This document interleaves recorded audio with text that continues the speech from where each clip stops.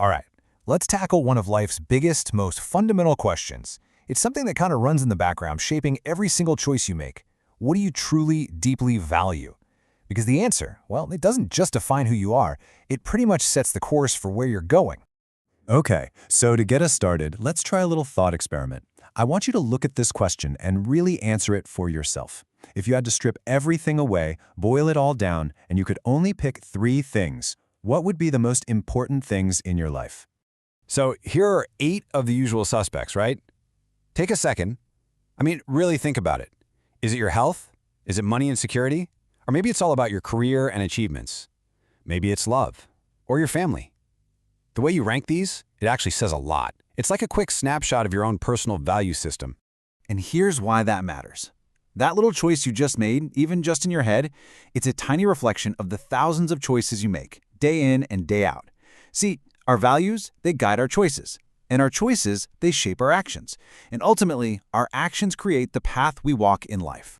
So what we're talking about here is something called life values. Think of it as your personal operating system for judging what's important. It's what tells you what matters and what doesn't. Now, for most of us, this system is pretty stable, but, and this is important, it's not totally set in stone.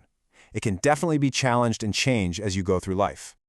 Probably the best way to think about this is like an internal compass. It's that little needle inside you that's always pointing north, guiding every single decision you make, whether you're paying attention to it or not.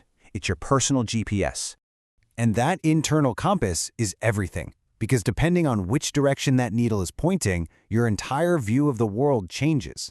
So let's explore this a bit.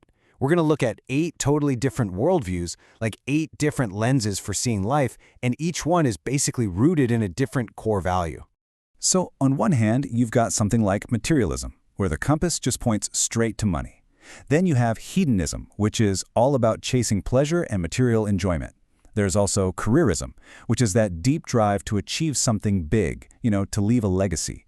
And then there's egoism, which is pretty straightforward. The world revolves around me.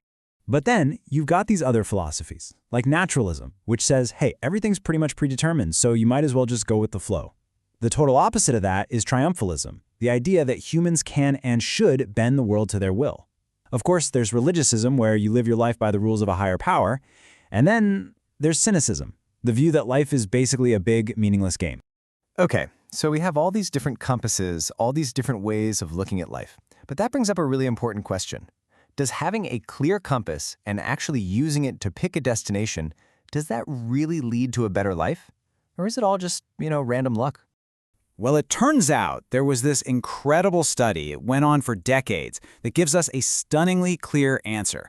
It looked at the power of having clear goals, the destinations we pick based on our values, and it followed a group of students for 25 years to see what really happened. And this is where it gets fascinating. On the day they graduated, they surveyed all these students. A huge chunk, 27%, had no specific goals at all. A whopping 60% had really vague goals, like, I want to be happy. Then you had 10% who had clear goals but just kind of kept them in their heads. And then there was this tiny group, just 3%, who had clear long-term goals that they had actually written down. So what did the researchers do? Something pretty amazing. They just waited for 25 years, a quarter of a century. Then they went back and found these same people to see where those 4 different paths had led. And what they found was, honestly, just staggering.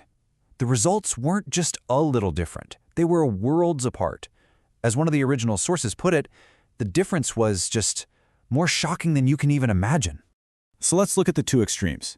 That 3% group, the ones with the clear, written goals, well, 25 years on, they had become society's elite. We're talking top professionals, entrepreneurs, leaders in their fields. Get this, their combined success was greater than the other 97% put together. And the 27% with no goals, they were mostly living lives of frustration, feeling stuck, and often blaming everyone else for it. So what about the 2 groups in the middle? Well, they ended up pretty much where you'd expect. The 10% with clear goals that they hadn't written down, they became professionals, lived comfortably, solidly upper middle class.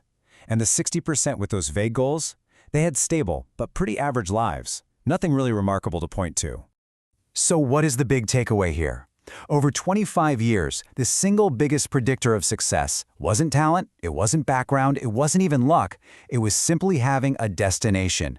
It was knowing where you were going, a goal so clear and powerful it could only come from knowing what you truly valued.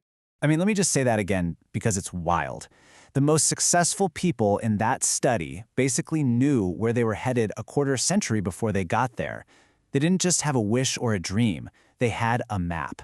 And that map was drawn using a compass that was perfectly tuned to their core values.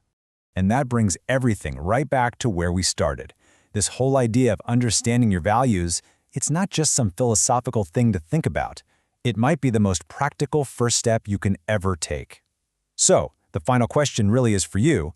What's written on your compass?